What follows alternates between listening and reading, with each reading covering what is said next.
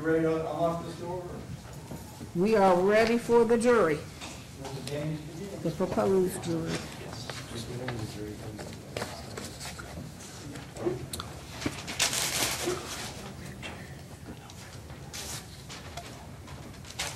in. Oh, I already stand.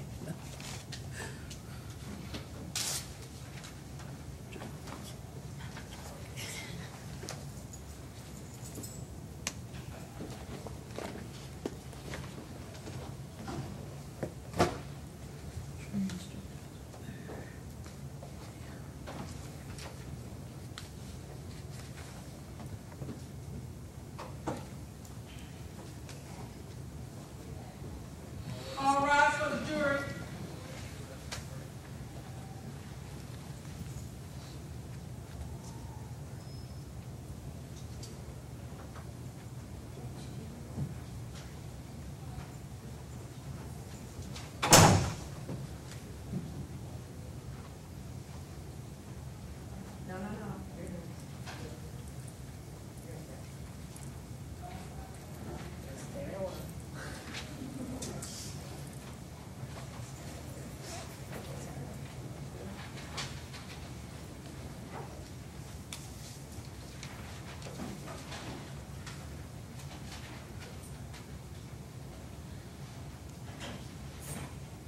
So we have 5 on each row, is that correct, deputies?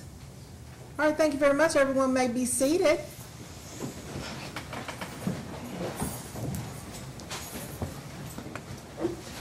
Ladies and gentlemen of the jury, welcome to the 6th Division of Jefferson District Court. I'm Judge Lisa L. Langford. I will call roll to see if you are in the same position that you are on our forms. I'm going to call your name and then your badge number, and if you could just say here or yes or something of that nature, okay? Edward Theobald, 237, I want you to confirm your number as well. 237-3607. Yes, ma'am. Judy Schroeder, 242-0250. Yes. Jessica Bruderly, 237-8444. Yes. Bethany Pate, 217-4250. Here. Eileen Heiss, is it Heiss or Hiss? Heiss, okay, very good, 244-6065. Dexter Carter, 244-6132. Yes. Ahmad Hussein, 244-6133. Yes. Mary Ann James, 244-6317. Yes. Deborah Sears, 244-6343. Yes. Timothy Osborne, 244-6490. Yes. Brent Harris, 244-6520. Yes. Linda Young, 244-6633. Yes. Julia Lewis, 244-6639. Yes, ma'am. Emily Archer, 244-6647. Yes. Penny Millam, 244-6683. Yes. Walter Scott Snowa Jr., 244-6741. Yes. Todd Atcher, 244-6766. Yes. Canning Bell, 244-6775. Charles Fife Jr., 244-6804. Yes. And Clarissa Castano, 244-6866. Yes. Very good. Everyone's present and accounted for. All right. Attorneys, is there any challenge to this panel? Nothing from the Commonwealth, Judge. Nothing for the defense. Thank you, gentlemen. Then I'd like to swear you in. Would all the prospective jurors please stand so I can administer the panel oath? And please raise your right hand. Do you swear or affirm that you will give true and correct answers to all questions which will be asked you by the court or by counsel for the respective parties with regard to your qualifications as jurors in the case of Commonwealth of Kentucky versus Sarah Smith? Very good. Thank you. You may be seated. I'm going to ask some preliminary questions and then turn the questionings over to the attorneys here today. Is there any member of the panel who is not a citizen of the United States, the Commonwealth of Kentucky, and Jefferson County, Kentucky? Thank you. Is there any member of the panel who is not at least 18 years old? All right. Attorneys, do you believe that this matter will be completed today? No, Judge. All right, so we know at least tomorrow. What about Thursday? Any inkling that it might go into Thursday? I don't think it'll go all the way until Thursday, Judge. I think we might be able to finish tomorrow. Do you These are concur? documents. Okay. I do, Your Honor. Okay, very good.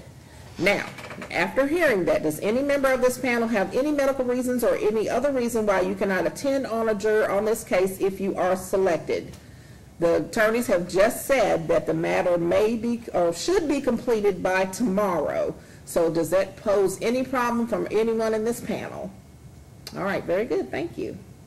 You have been summoned today to serve as jurors in the criminal action of the Commonwealth versus Sarah Smith, wherein the defendant has been charged with operating a motor vehicle under the influence.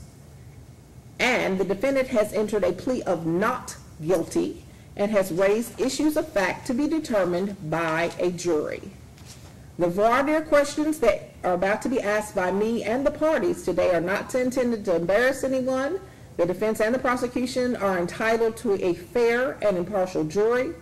So therefore, the questions being asked are just that. They want to know if you can fairly and impartially hear the proof in this case. Appearing for counsel for the defense today is Mr. Larry Forman. Thank you, Mr. Larry Forman. And Mr. Forman, will you please will you just introduce yourself? You don't have any associates, but would you please introduce the defendant as well as any witnesses you intend to call? Again, my name is Larry Forman. Seated to my left is Ms. Sarah Smith, and I intend to call Justin Marks. Thank you, sir. Appearing as counsel for the Commonwealth is Mr. Lyle Burnham. Would you please introduce yourself, your associates, and any witnesses you intend to call? Yes, ma'am. My name is Lyle Burnham. I'm a prosecutor here with the county attorneys. My boss is Mr. Michael O'Connell.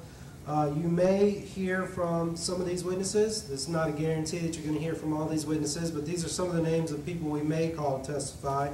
The first is Dr. Greg Davis with the UK School of Medicine. Next we have Officer Shive, who is seated here. Next we have Officer O'Donoghue seated next to him. We also have Guy Hicks, who works with Louisville EMS, and we also have Amy Small, who works with Louisville EMS. Thank you, sir. Is any juror personally acquainted with any of the individuals who have just been introduced or noted? Anyone? Thank you. To your knowledge, do any members of your immediate family have any connections with any of the parties that are here today? All right, very good. All right, jurors, have you ever served as a juror in a criminal or civil case? If so, could you raise your hand? Very good. And what I'm going to do is ask for you, those of you, please keep your hand up.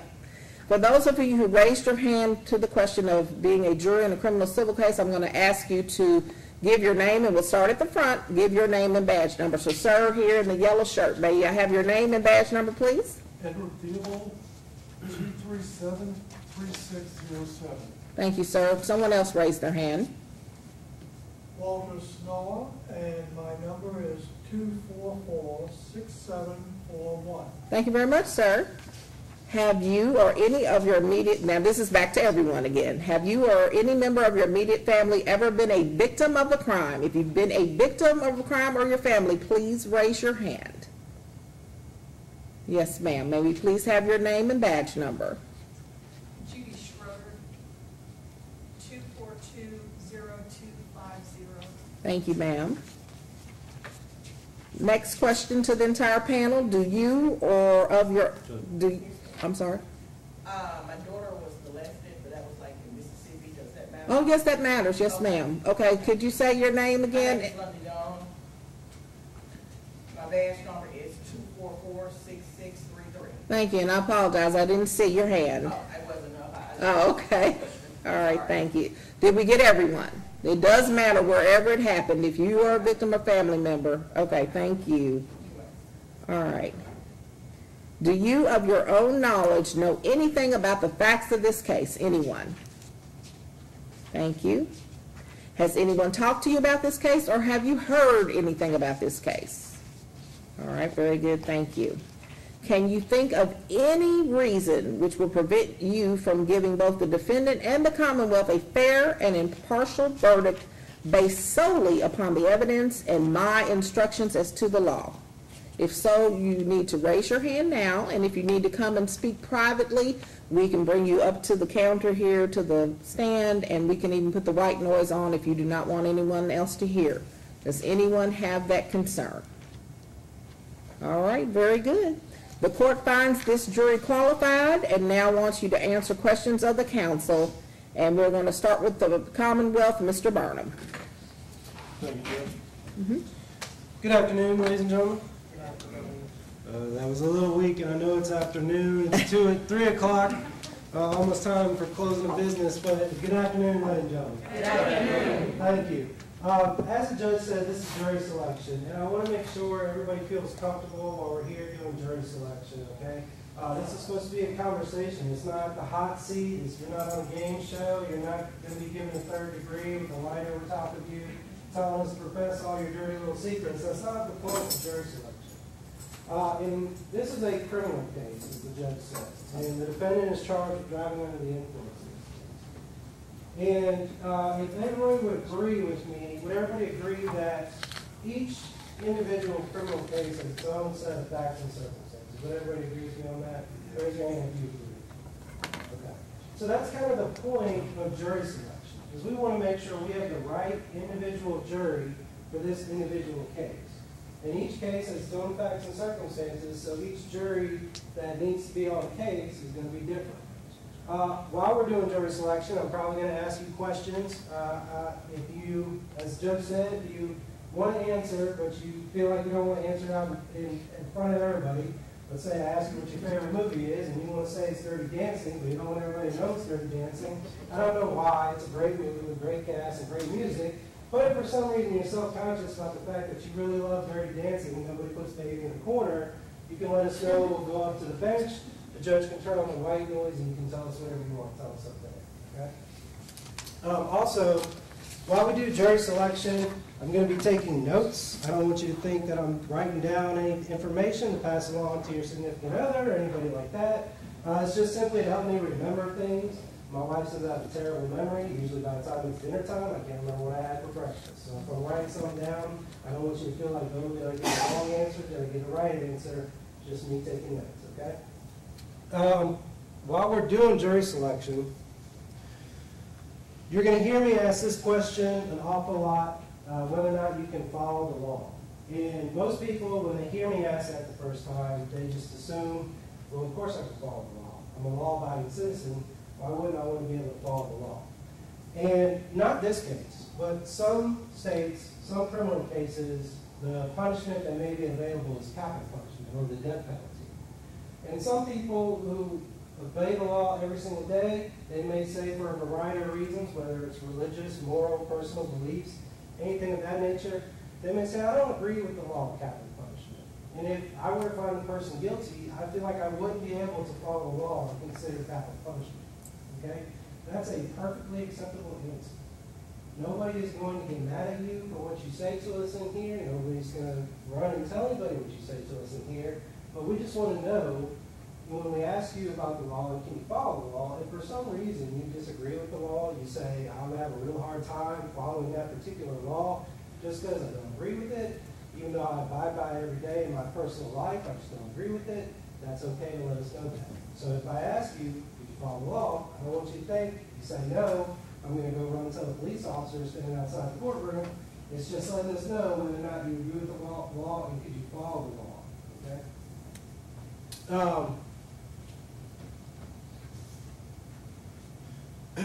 Most of my questions are going to be posed to everybody as a group.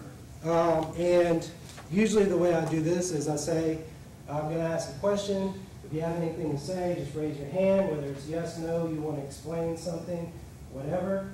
And then we'll try to work our way from the front to the back, because usually it's more than one person who needs to raise their hand and tell us something. So that's usually how I do it. I find it's usually the quickest way, instead of asking each person 20 questions, then going to the next person 20 more questions. So that's usually the way I do this. So at any time, if you feel like I need to know something based on what I asked, or defense counsel needs to know something based on what I asked, or the judge needs to know something, feel free to raise your hand and let us know. Again, if you need to approach the judge's bench and turn on the white noise, just let us know that as well. Okay?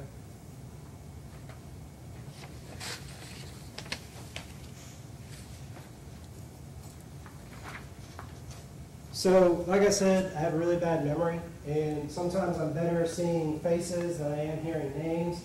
I know the judge has already asked everybody whether or not they know anybody involved in the case, but now that we've had a couple of minutes to sit here and actually look at the people involved, see them stand up, heard their name, we've had a couple of minutes to think about it. Is there anybody who knows either myself, anybody who works in the county attorney's office, anybody like that? Okay. Anybody recognize Mr. Forman or his client, Senator Smith? Okay. And none of the witnesses that we pointed out in the courtroom, nobody recognizes, correct?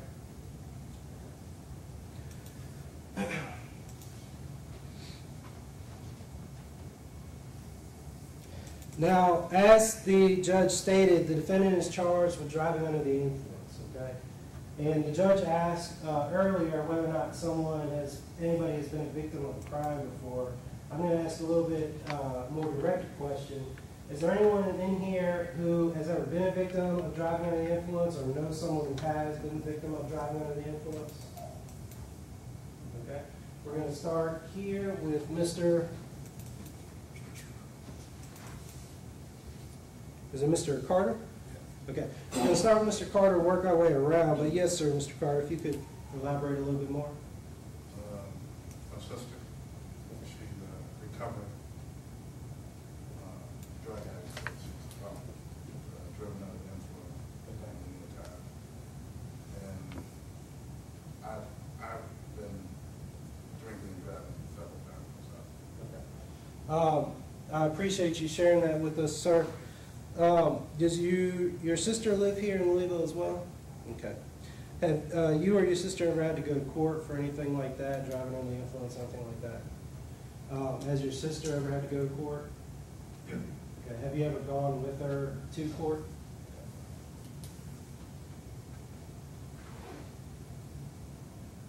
Now, I understand that you said you have had issues with drinking in the past.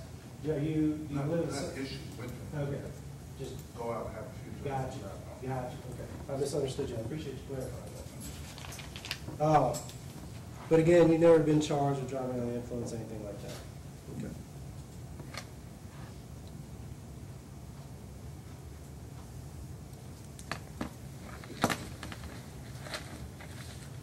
And next we had, I believe, it's Miss Sears. Okay. Yes, ma'am. Could you elaborate a little bit more? Okay. Your husband has been a victim or had several DUIs. Okay. Were those here in Kentucky or somewhere else? Okay. And approximately how long ago was that?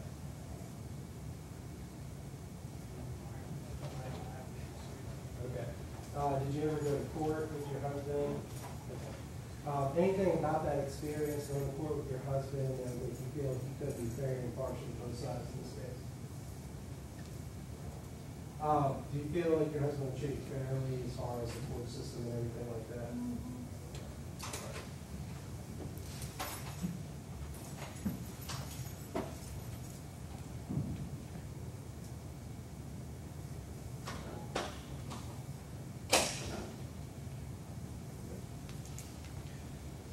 Anyone else in the jury pool ever been a victim of driving under the influence? Okay. And we've already had a couple people share, but has anyone ever been charged with driving under the influence, or maybe know somebody who has? Maybe you have a father, mother, sister, brother, anything like that, ever been charged with driving under the influence? Yes, sir. Mr.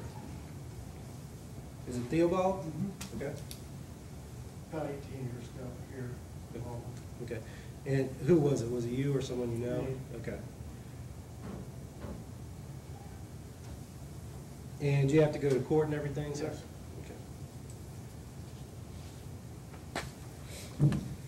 Okay. Anything about that experience that would make you feel like you couldn't be fair and impartial to both sides? Okay. Do you feel like you were treated fairly throughout the court process? With regards to your case, did you come in and plead guilty, or did you have a trial? Do you know?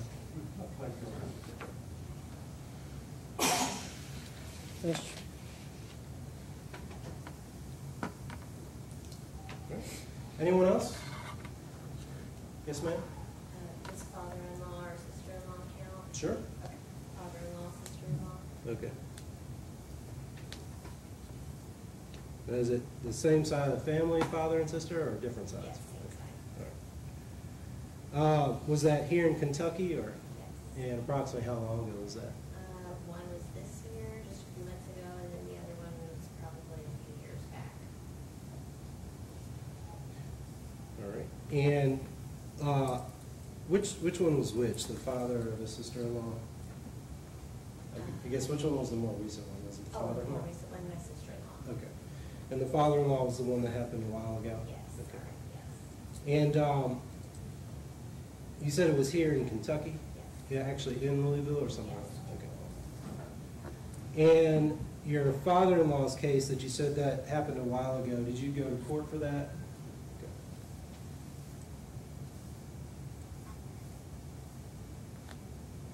Okay. And your sister-in-law's case, you said that that happened recently. Is that still working its way through the courts, or? I think she pled guilty and she's just doing, I think she lost her license and she's to do some service. Okay. hours and probably pay some fines, but I don't think she's going through the trial or anything. Okay. Did you ever go to court for her case or anything like that? Anything about those experiences, just having a family member that was charged with DUI, would that make you feel like you couldn't be fair and impartial to both sides?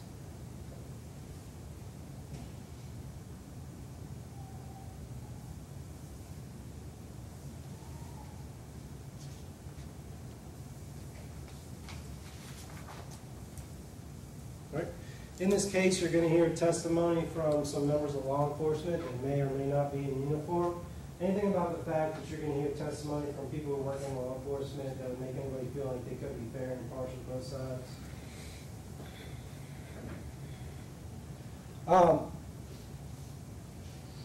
As I said earlier, and as the judge said earlier, the defendant's charged with driving under the influence. Now, a lot of times, has anybody heard driving under the influence referred to as drunk driving? Raise your hand if you've heard that. Does everybody understand that that's kind of a misnomer? Driving under the influence is driving under the influence. And that's the standard that we're going to have to prove whether or not the defendant was under the influence. Does everybody understand that? Okay. Raise your hand if you agree to hold us to that standard of driving under the influence and not any other type of standard. Raise your hand if you agree to that.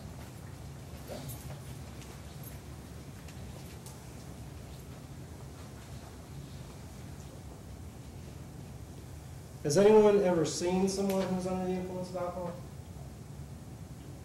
Usually we get a little bit more hands than that. All right, so pretty much everybody.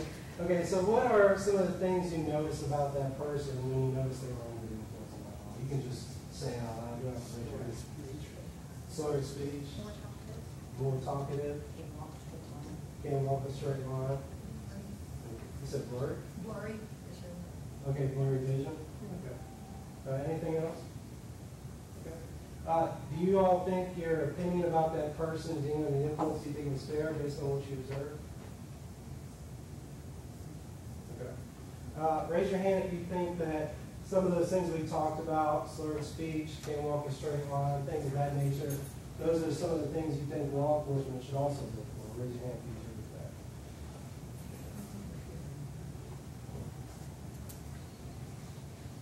For those of you who said that you had seen someone who was under the influence of alcohol, do you think they would have been a safe driver? Okay. Even if you had never met that person before, do you still think they would have been a safe driver? And sir, you're shaking your head back there. Why do you say that? Not you, sir. Mr. Let me get your name. Hold on 1 second. Mr. Harris? Yes. Why Yeah, why do you think that person wouldn't be a safe driver? they have slow decision-making capability. That's an indication to me that they would not be a safe driver. I appreciate that.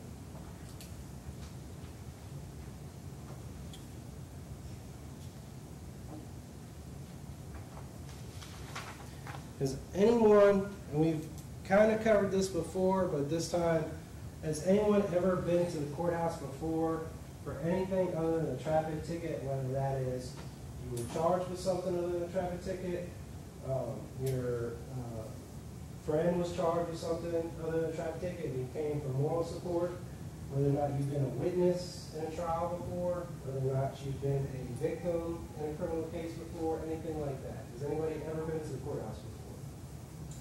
Okay. We usually get a lot of people with this question too, so we're going to start here and we'll work our way back to everybody. But if we could start with Mr. Theobald, could you tell us a little bit more about that? Yeah, it was DUI 18 years ago. Okay. None of the other things though, you never had to come to court as a witness or for moral support or anything like that? Okay. Yes, ma'am, is it Schroeder? Yes. Yes, ma'am. I don't remember what it's called, but that petition to keep someone at a distance. Okay, like a protection order type deal? I came with the neighbor. Okay. And approximately how long ago was that? 15 years ago. Okay. Was that here in Kentucky or somewhere else? Yes, it was here. Anything about that experience that would make you feel like you couldn't be fair and impartial to both sides? Miss, you're going to have to help me with the last name. Miss Jessica Bruda. Oh, no. Okay, you didn't raise your hand. All right. Yes, ma'am. Miss Pate? Yes. I was actually a witness for, Okay. It was in Nelson County. Okay. Someone had tripped someone at a football game, and it was back in high school, so this was 10 to 12 years ago. And someone had fell and broken their arm, and I had to say what I saw. Do you know if, and if you don't know, it's fine, but do you know if that was a criminal case or a civil case? I don't know. Okay. Were they asking the jury to find someone guilty, or were they asking for like money damages, things like that, pay hospital bills? I don't remember, but I remember I had to sit up and I had to testify, and I had to point out who I knew in that courtroom. Okay, so you actually had to like sit in the witness chair and they swore you to tell the truth? Yes. How was that experience? Nerve-wracking. Okay. Because I went to high school with those people. Okay, it so. made you a little nervous sitting in what we call hot seat? Yes. Okay, all right. Anything about that experience, having to sit in the hot seat or the witness stand, make you feel like you couldn't be fair and impartial to both people on this side? Okay. Was there anyone else in the front row that we missed? I forgot to mention my son is here as a witness because he was assaulted. Okay. And approximately how long ago was that? Yeah, 10 years ago. Okay. Did he actually have to get on the witness stand and testify? Anything about that experience, watching your son have to get on the witness stand and testify, makes you feel like you couldn't be fair and impartial to both sides?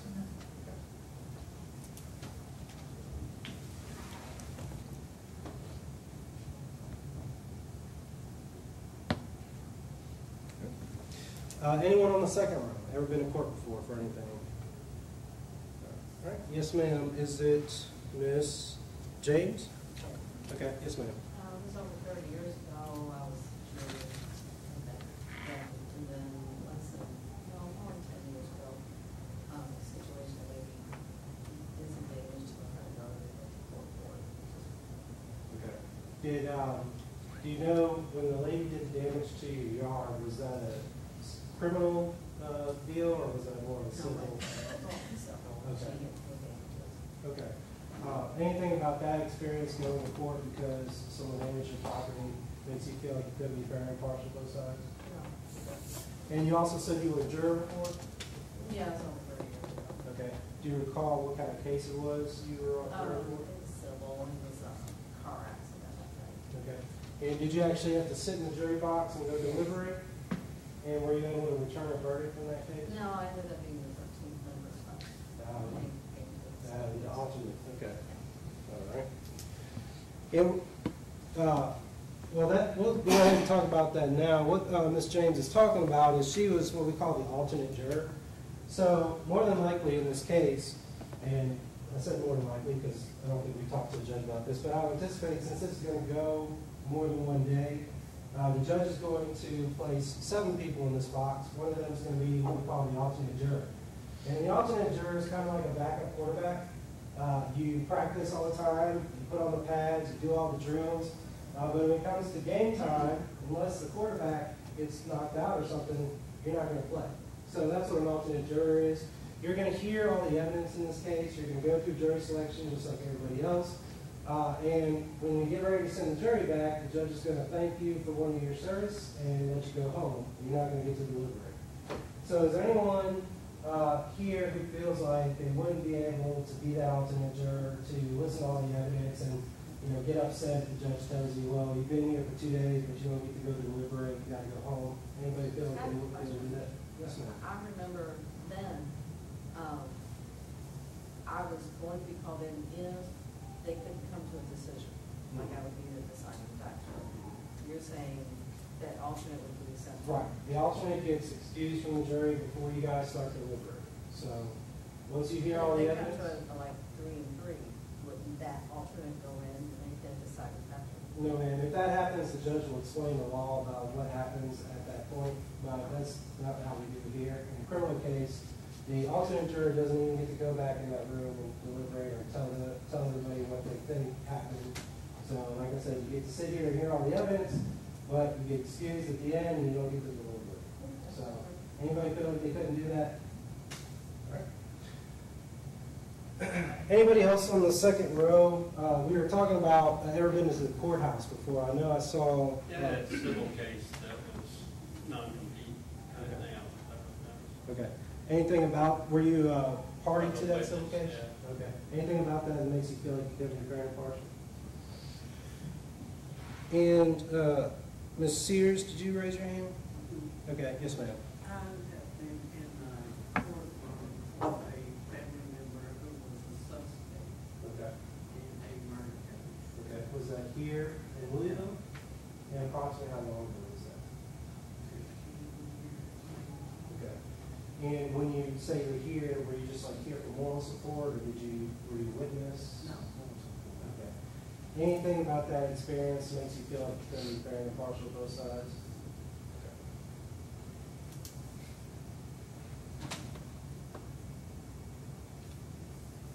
Anyone else on the second row that we didn't talk about or that we missed? Anyone on the third row? Yes, sir. Is it Mr. Harris? Yes. Yes, sir. I was here about 30 years ago for a small claims case. Okay.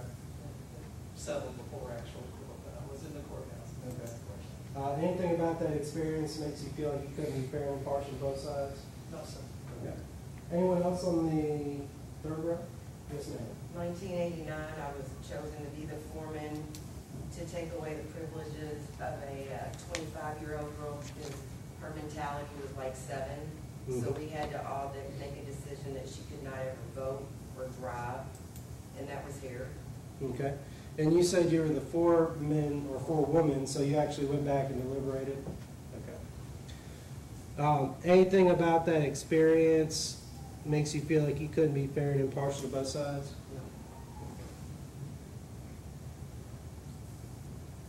No. And was the jury in that case, were they able to come to a consensus? Yes.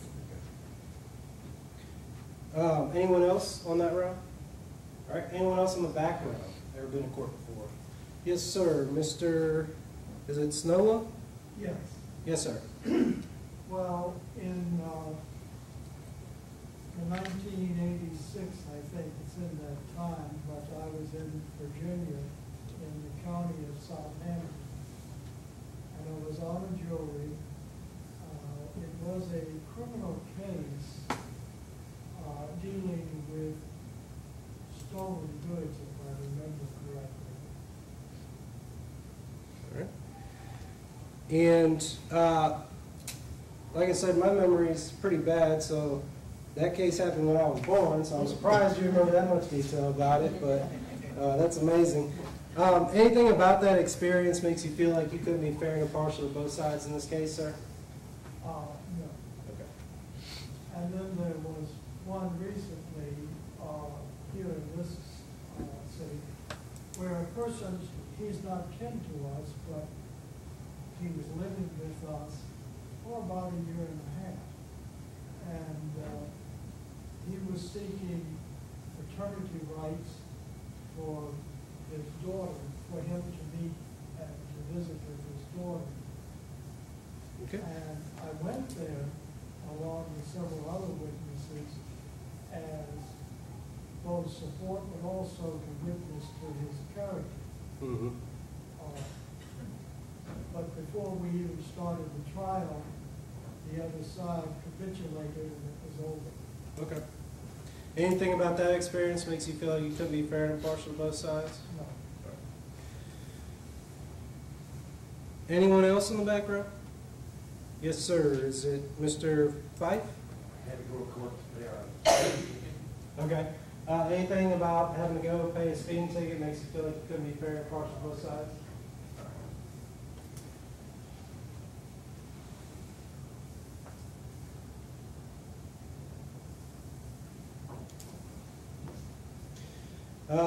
Anybody watch any type of courtroom TV shows or law enforcement TV shows, CSI, Law and Order, anything like that?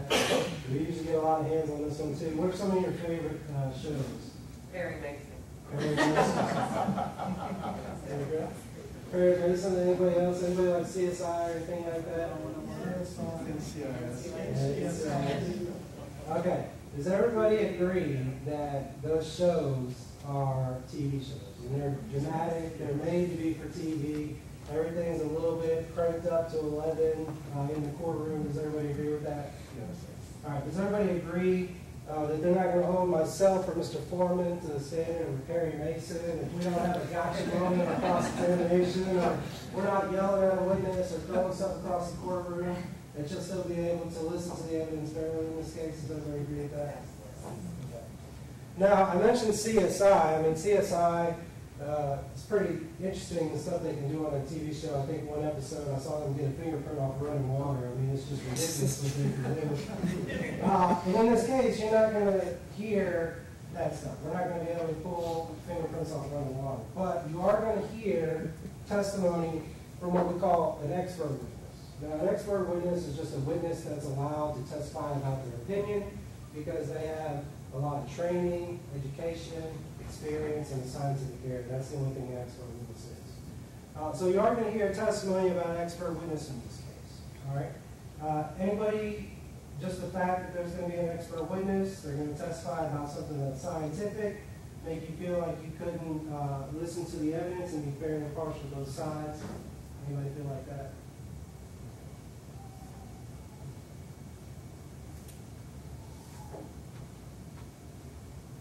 And I will ask this because Dr. Davis works for the University of Kentucky. I realize we're in Louisville. I realize college colors run deep and they don't fade. And I realize it's football season. But Dr. Davis being from UK, nobody's going to hold that against him, feeling any type of way about him because he's from the UK in this case. Now you're walking up there? Okay, all right. I just got to ask because it is football season. So. Has everyone heard the phrase innocent until proven guilty? Okay, we've all heard that before. And what that means is that in our system of justice in America, when you're charged with a crime, that's not evidence against you. Just the fact that you're charged isn't evidence against you. And it's my burden as a representative of the Commonwealth to prove to you beyond a reasonable doubt that the crime was committed. Okay, we're going to do that by putting on some evidence. You're going to hear testimony from witnesses in this case, but it's our duty to prove to you beyond a reasonable doubt that the crime occurred. Does everybody understand that? Okay. And does everybody understand that where Ms. Smith sits, she has no duty whatsoever to put on any evidence if she doesn't want to? Does everybody understand that? Okay. Now, sometimes when we're doing criminal cases, and it's human nature, I think, when we see someone sitting at that other table, to say, well, I kind of want to hear their side of the story. I kind of want to get their version of what happened.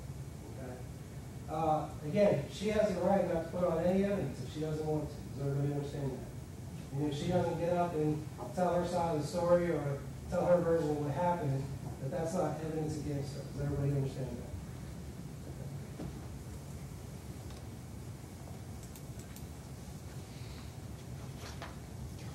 And like I said before, our burden is what we call beyond a reasonable doubt. Does everybody understand that? Does everybody agree that they're going to hold us just to that burden of beyond a reasonable doubt and not some other type of burden? And if you agree with that, just raise your hand so I can see. And because this is a criminal case, after the guilty or not guilty, there's going to be the issue of punishment because this is a criminal case. Does everybody understand that?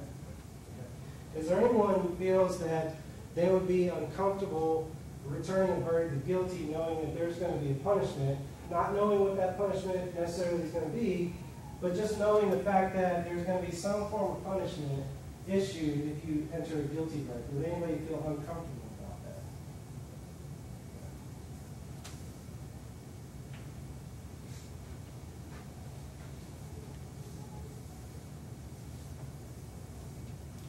Does everybody understand that if we don't meet our burden of beyond a reasonable doubt, that you have a duty to return a verdict of not guilty? Does everybody understand that? Okay. But does everybody also understand that if we do meet that burden beyond a reasonable doubt, that you have a duty to return a verdict of guilty? Does everybody understand that? Okay.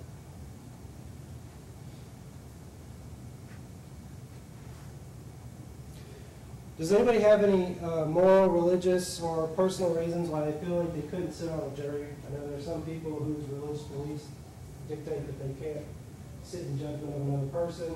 But is there anybody who feels like that on the jury? If you do, it's perfectly fine. Again, you just want to know. Okay. As we said before, this case is going to last probably this afternoon, probably tomorrow afternoon. You're going to be seated in these nice comfy chairs that we had provided for everybody up in the jury box.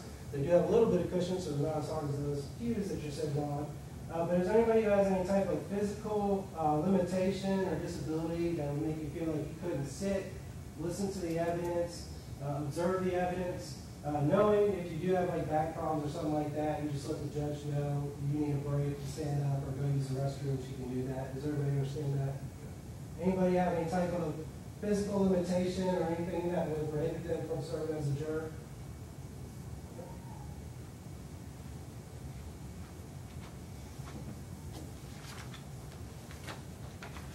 Based on the questions that I asked, is there anybody who feels like either I need to know something, defense counsel needs to know something, or the judge needs to know something based on the questions I asked the group as a whole?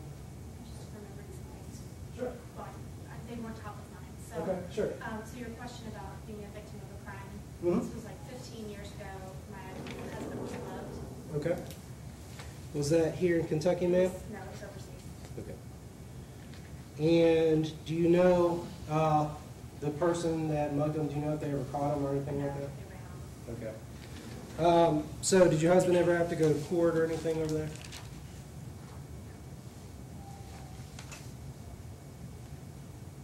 Anything about that experience that would make you feel like you couldn't be fair and impartial to both sides? Anybody else have anything they think we need to know? Yes, sir, Mr. Hatcher. Not sure if it's relevant or not, but my beautiful wife is here with us today. Oh. So I'm just going to... Well, actually, that is kind of relevant. So let me ask you something. When you go back to the jury room, you're going to have to deliberate. And what that means is you're going to have to tell the other jurors what you think. And you're going to have to express your viewpoint of the evidence. And sometimes you may come to a disagreement. Now, I'm sure in your household, there's probably never a disagreement with you and your wife. But if, for some reason, you were to go back in the jury room and disagree with your wife as to what the evidence showed or what your opinion is, do you still feel comfortable that you would be able to voice your opinion about what the evidence showed? And same to you, ma'am, do you still feel comfortable being able to voice your opinion? Nothing about the fact that you both may be here this afternoon or tomorrow afternoon that would make you feel like you couldn't sit as a juror. I don't know if you had child care issues or something like that.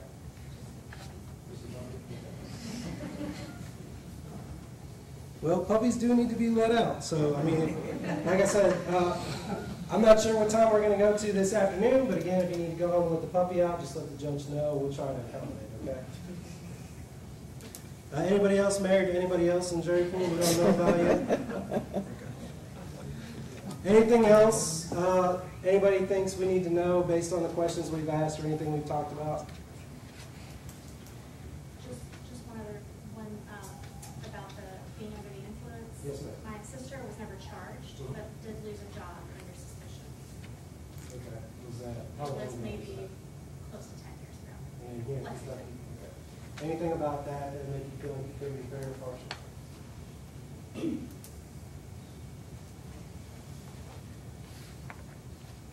Anybody else?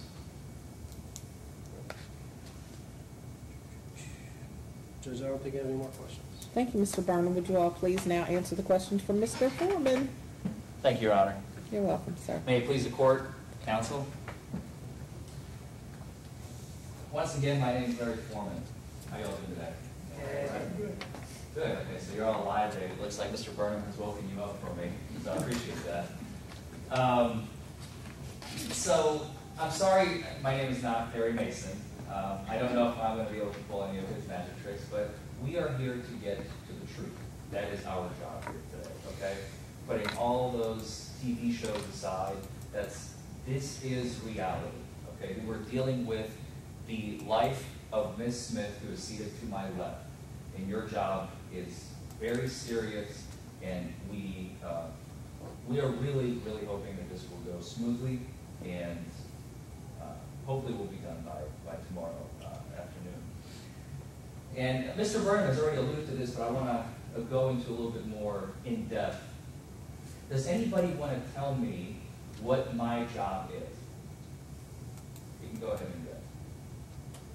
If you don't know. You're a defense attorney? You got rolling your eyes at me? Anybody else? I'm just kidding. Prove her innocence. Prove her innocence. Does anybody want to tell me why Ms. Lewis is wrong? Sorry, Ms. Lewis. Why my job is not to prove her innocence. Because you're innocent of proven guilty. You're innocent of proven guilty. It's okay. But this is what we're here for. I'm not here to embarrass or anybody. We're just having a conversation because I want you on the same footing before we're seating you in this box to make sure that you follow the law and the Constitution of the United States, okay? And a lot of us, and me included, in civics class, we may have learned some of this stuff, but we're rusty, and this is what we're doing this for. So,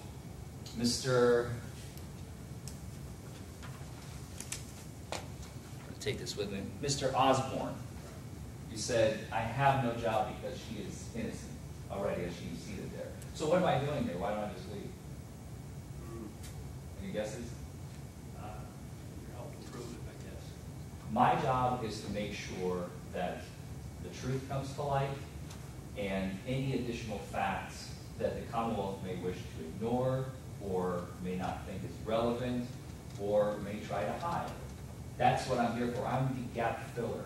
I'm here to give the full story, okay? So you're absolutely right. My job, in theory, we could sit there the entire time, and Mr. Burnham has named, I believe, at least 5 witnesses. And if he calls each and every single one of those 5 witnesses, and they testify from that witness stand for hours at a time, we don't have to do anything. Ms. Smith and I could sit there and play cards. Because we don't have a job to do. Okay? But I'm telling you, we will be doing something. The law places the entirety of the burden to prove their case beyond a reasonable doubt. Those are the most important 3 words that we're going to be dealing with today and tomorrow. To prove their case beyond a reasonable doubt. Some of you have already indicated you have sat on a couple of civil cases and it wasn't a mental inquest, it was We had to take away her rights. Take away her rights. Those are different standards. Those are civil standards. Monetary damages. When you're seeking monetary damages from somebody else, the standard is called preponderance of the evidence. And that we like to refer to in the law as just slightly over 50%. Just kind of, there's enough here to pay monies from one side to the other. Because all we're dealing with is cash. And cash can be won or lost. Okay? And in your case, Ms. Lewis, do you recall what the standard was? I know it's been a while, a long while. All I know is it was just emotional, and we all came to the same conclusion that we had to take her right away from her. Do you remember the standard that the judge told you that you must follow in order to? I will tell you, it's clear and convincing. That is the standard. That is the next tier that we have in our American legal system. So first we have preponderance of the evidence, excuse me. Then we have clear and convincing standard. Clear and convincing evidence standard, excuse me. That is the same standard, by the way, that is used to take your rights to your children away. Okay? That is lower than what we're dealing with here today. So when you're making your decision, the standard is higher than if we were deciding whether or not Ms. Smith, and I do not believe she has any kids, but if she did, and this were our purpose here today, the standard to revoke her rights to her children would have been lower than what we're doing here today. Okay? So does anybody have any problem with the fact that the Commonwealth has such a high burden to meet? This is the law of the land, right?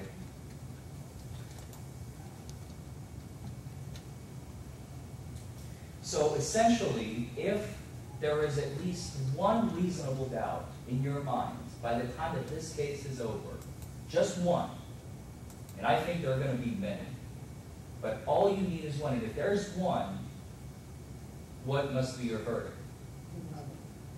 Not guilty, right? And it's not our job to dispel those doubts, okay? This is Mr. Burnham's job, to prove his case beyond a reasonable doubt.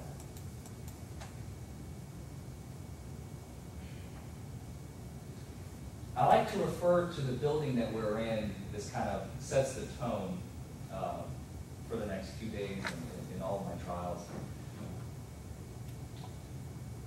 Do we have any religious people go to church? It doesn't have to be every day, just on occasion. Sure, I'm a religious person myself. And when you go to church, you're going to the temple of God, right? It's a temple of the Lord. Well, the building we're in today, the room that we're in right now, is part of a building that I like to refer to as the temple of law. Okay? And that is important because I'm not asking you to leave your common sense and intuition at the door by any means. Those are always with us. Those are always going to be, and I encourage you to listen to those throughout this trial. But they cannot be the determining factor for Ms. Smith. Does everybody understand that?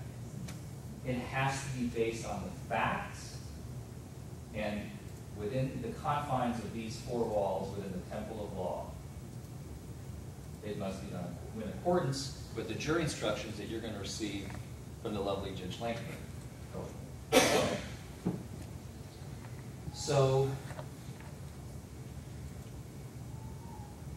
does anybody have any personal, religious, moral qualms about that? I think Mr. Burnham kind of already alluded to that. I'm just essentially repeating the question.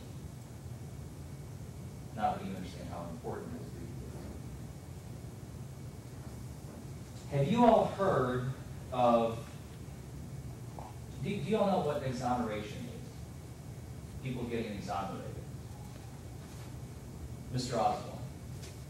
People are wrongly convicted, get released. Why do exonerations happen? Do you know? Judicial system goes wrong somewhere?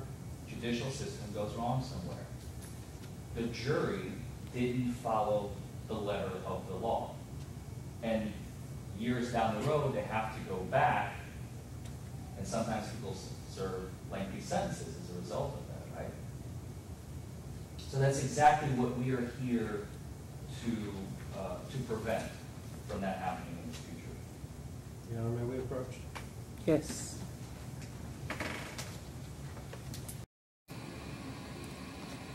May have gone a little bit too far with that last statement, didn't I? I think so, Judge. I mean, basically saying people were exonerated because the jury didn't follow the law and find them not guilty. They could still follow the law, meet our burden beyond a reasonable doubt, and somebody can still be found innocent later on down the line after DNA evidence or anything like that, Judge. So Yeah, I stopped breathing when I heard the question. yeah, I know we fix it.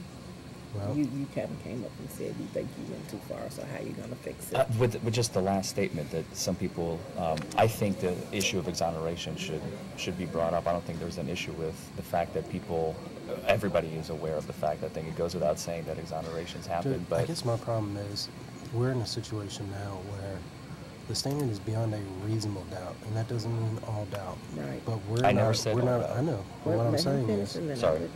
what I'm saying is we're not allowed to define what beyond a reasonable doubt is, and it's possible for someone to be convicted, or it's possible for the evidence to prove beyond a reasonable doubt, not beyond all doubt. And so I don't know how you're going to fix it without defining what reasonable doubt is, Judge. So I guess that's the really hard part is... I can just move on, Your Honor. Well, it's not just moving on. It's It's kind of indicating there's a taint. that would be what I'm indicating, Judge. I mean, I just don't know how we're going to fix it without defining for them what reasonable doubt is. Can I have a couple minutes to think about it? And you can kind of tell from the response of the folks out there too that this is, was not taken very well. I mean, I'm reading that into it, and I may be incorrect. When you say you need a couple minutes, you want to take a break, let's give them a break. Let's give them a Let's all break. take a And break. I'll do some case law research, see if I can figure something out. Okay, and be thinking of what you could possibly do to fix this in the break. The problem is, Judge, I've used this in cases before. This is the first time I'm having an issue where this is even being raised. So I do apologize to the court in advance, but this is not the first time that I've done this exact voir dire. Okay, I don't know who you did it in front of, but it wasn't Several me. other counties, It wasn't me, not here, and of course. There's a pit in my stomach right now. So, all right, let's give them a break. And we'll need 10 minutes. Let's get 10 minutes, and I'm going to kind of do some checking with some other judges as well. Okay. Okay, thanks.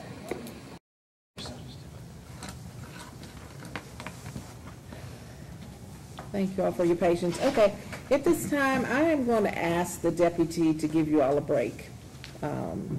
And you all will go out in the hall, and I would like to admonish you as the jury panel that you are not to discuss anything that you've heard in here or has gone on or any of the questions. Obviously, you can just talk in general. You don't have to be silent, but just don't discuss anything that you've heard or learned in this room, okay? Thank you very much. 10 minutes.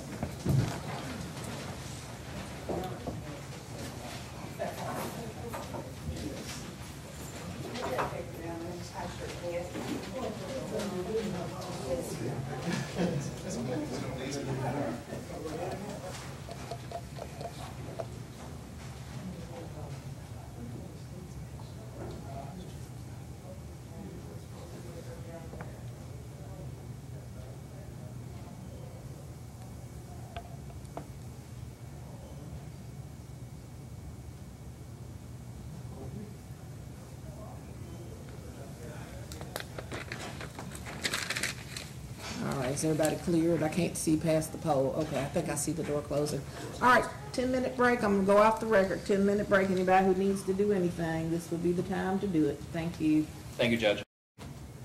All right, returning back on the case of Sarah Smith, a jury trial, and I asked if everyone has had enough time to prepare for the argument with regard to the reason why we stopped.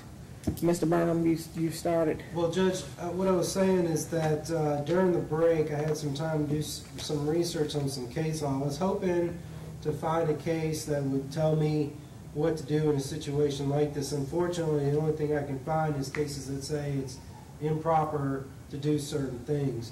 One of the cases I will cite is Rankin v. Bluegrass Boys Ranch, Inc. That is 469 Southwest 2nd, 767. In this case, it says the control of voir dire questioning proceedings by the trial judge is to be exercised within the framework of sound judicial discretion.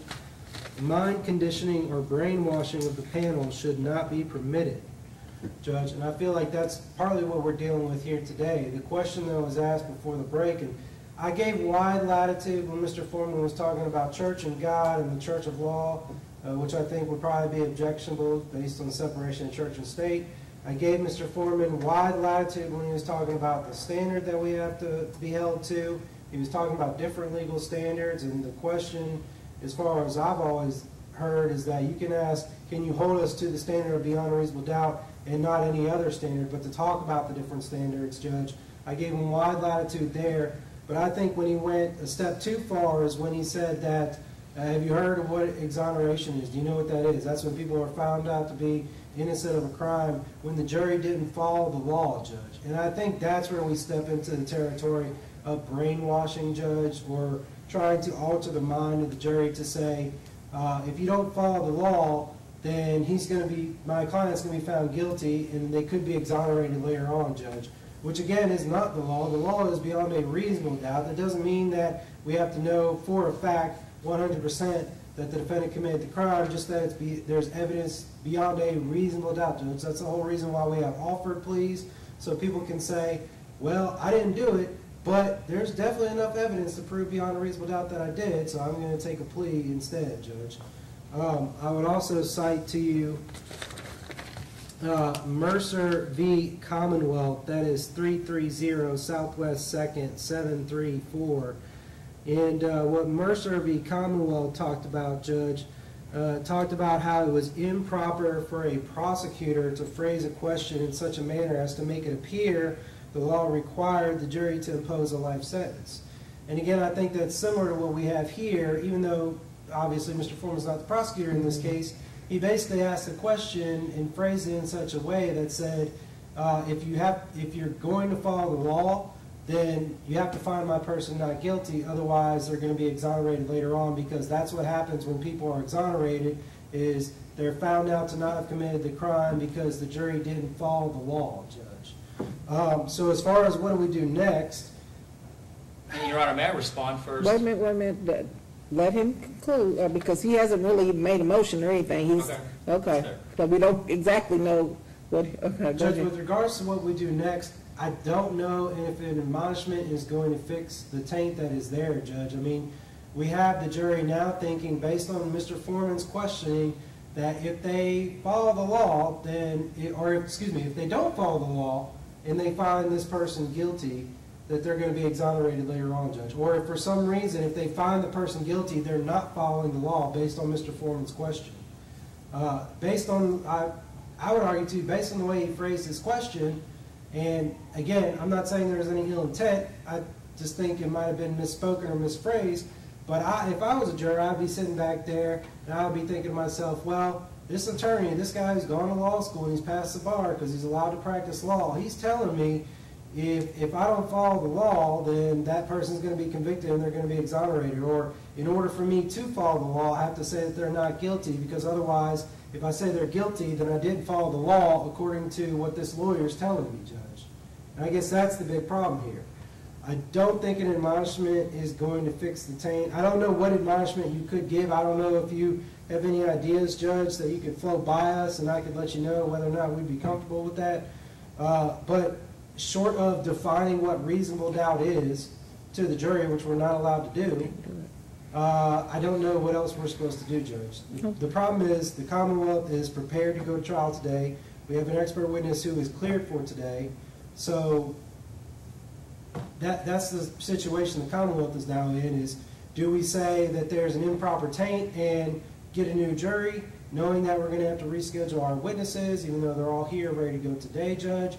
Or do we roll the dice and say, well, even if the jury's tainted, we're going to go forward anyhow due to a scheduling conflict and try the case? And I just don't think that's a fair position to put the Commonwealth in, Judge. All right. I will let Mr. Burnham respond, and then after his response, we'll decide whether you want to make up. I mean, I'm sorry, Mr. Forman. Did you just... Mr. Forman. I know I always argue passionately like that, but that's okay. We'll allow you to make your response, sir, and then we'll see what you have to offer, and we'll go from there. Sure. Thank you, Your Honor. Mm-hmm. I think what the Commonwealth is alleging is a one of the biggest stretches in the law that I have yet to see. As defense counsel has already indicated, I have had this type of voir dire, and granted in other counties, it was not in Jefferson County. I've never had an issue, and this issue has never ever been brought before me by any judge or any prosecutor before. So I'm ill prepared to address it.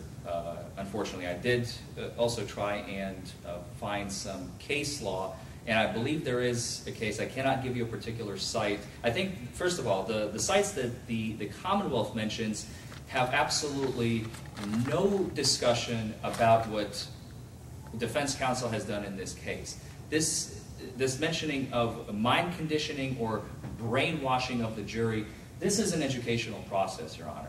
We are simply telling the jurors what the standards in this case are. I am bringing to their attention what the standards of this country is and what has occurred. So without Mr. Burnham being able to point to something concrete that will say that defense counsel is not permitted to talk about it, I believe defense counsel is permitted. And even if the court does believe that defense counsel is not permitted to discuss that, there is extensive case law, and if given the opportunity, I'm sure Your Honor is aware of some of this case law yourself, the tainting, the quote-unquote tainting of a jury panel. Let's say an individual juror in the middle of trial will proclaim to be a sovereign citizen. It does not mean that every other juror in that panel is now automatically going to be tainted by that phrase and understand, oh, sovereign citizens exist and maybe I should become one or anything like that. I believe if Your Honor wishes to cure the situation, if it has indeed been improper, which defense counsel does not believe has been improper, we can simply explain to the jury that I'm kind of shooting from the hip here, that the remark by defense counsel was improper, and we would ask you to disregard it, because the universe, it is impossible from a psychological standpoint, as Your Honor knows, to convince, we've been in arguments all of our lives, to convince another party of a standpoint that the other party holds true. Each party is going to be held to their own standards. People are not fluids.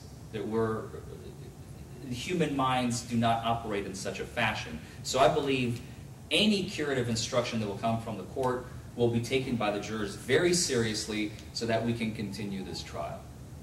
Okay, and I'm just sitting here, let me kind of, and then I'll, but when you say, so what you just suggested, you, first of all, just acknowledge what you said, you don't believe there needs to be a cure because you didn't think you did anything incorrectly or improperly or invalid, but then you suggest to me that I'm going to tell these folks, ignore the last statement because he did something invalid, so then I've got to have a reasoning, I've got to have, you know, a belief that it was invalid, number one, and then a reason. What if someone says, well, what did he do that was invalid? You see what I'm saying? So then what do I say then?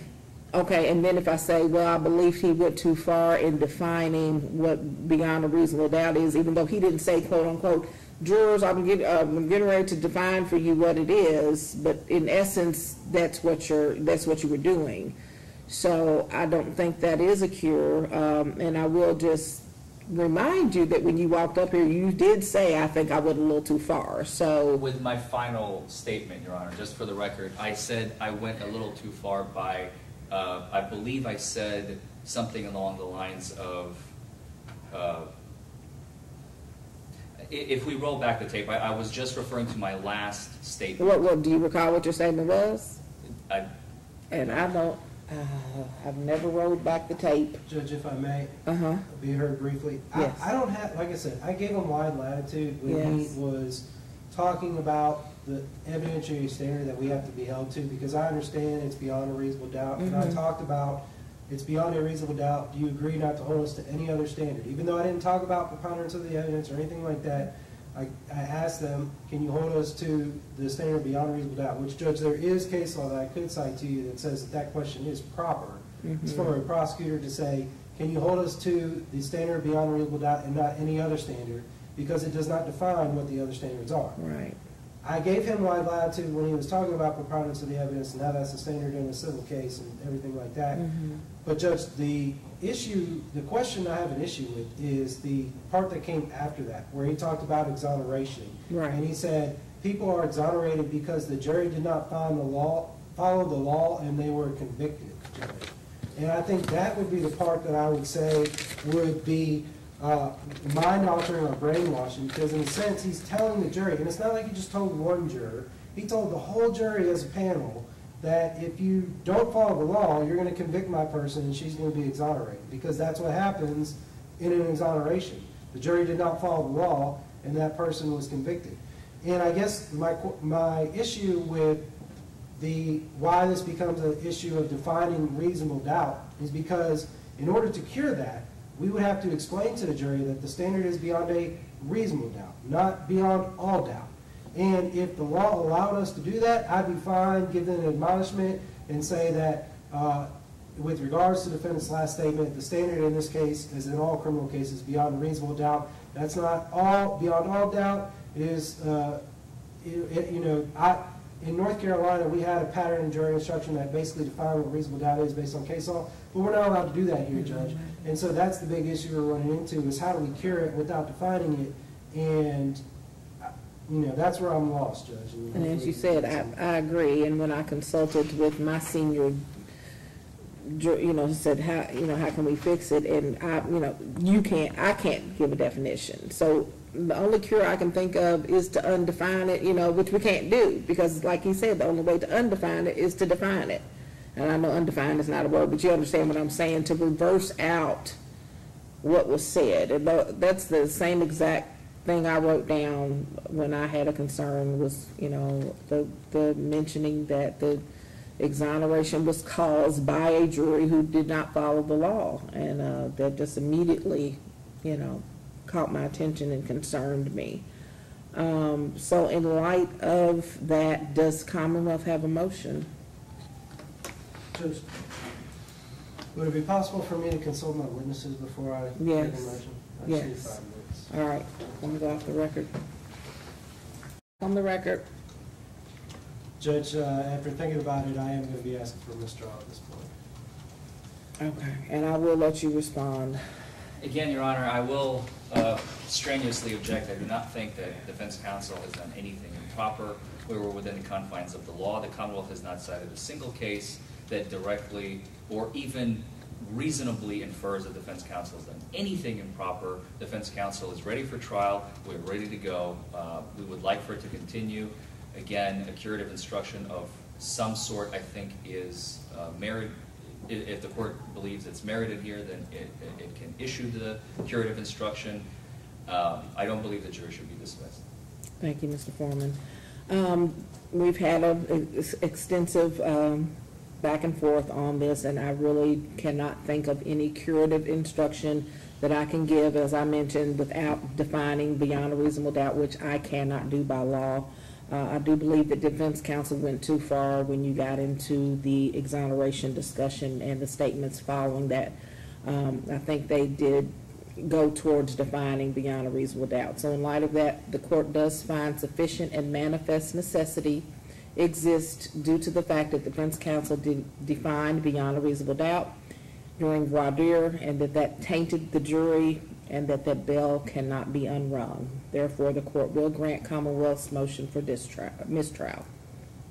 Okay? Thank you. We will now need to bring the jurors back in. Yes, ma'am. Judge, before we do that, can I excuse my witnesses? Yes.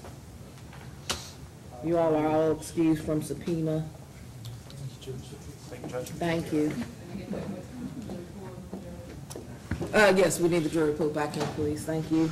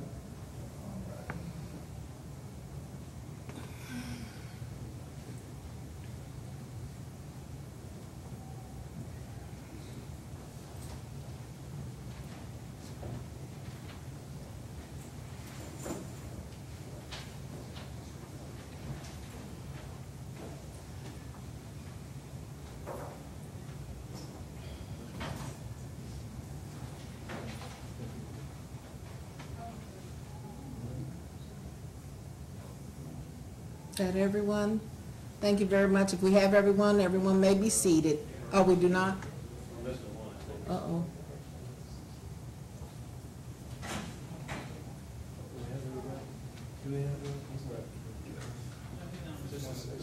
We don't know. They say they're missing one juror. Yeah. Yeah, number 8. Juror number 8. All right. Must be a good book. Okay. Good for her. Okay. All right, now we may be seated. Thank you all. Ladies and gentlemen, thank you so much for your time today. The trial will not be going on today. I want to thank you for your service. You all were great. I really enjoyed your responses, and I appreciate you all coming in and doing your civic duty. You all are officially excused for the day. I don't know if you report. Is this your first or second week? First week, okay, and tomorrow's Wednesday, so I'm sure you have to, whatever they told you to do with regard to reporting, or I don't know if you call in or what the rules are, but just follow those rules, okay? Thank you very much, and you all have a great evening.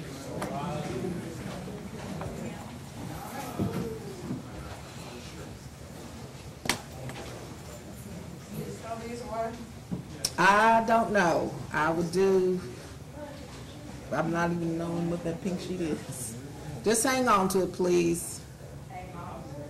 I'm not sure what the sheet is. Whatever they directed you all to do with the sheets. Oh, that's just your number? Okay. All right. I guess you all can throw those away. I don't know where you got them from or who, you know. I'm sorry. I'm not aware of what's going on there. All right. Wait till the door closes. We all clear, Deputy Jones? Everybody gone? I want to make sure the door's shut. I can't see behind the pole. No, they have the door shut. Okay, okay, let's wait till, you all can be seated. Okay. We'll make sure everybody's cleared the vestibule.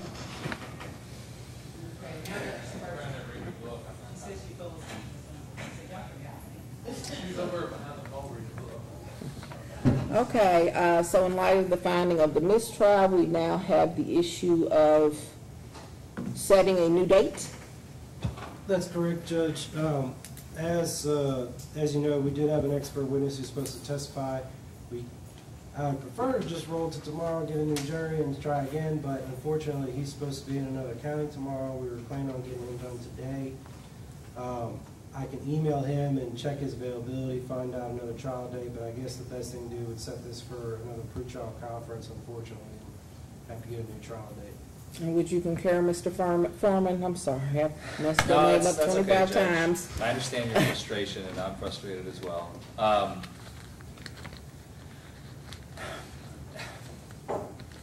Again, I find, Your Honor, that this case has been very difficult to maneuver because of the expert witness. And I would request, because my client has also been suffering through this case for about 1.5 years now, the earliest possible date that we could get is what defense counsel would request. So we can set it for a pretrial conference, but I would prefer we pick a jury trial date right here and now. And the sooner the better. Is the doctor already gone? Have you already consulted with him? You want to try to catch him?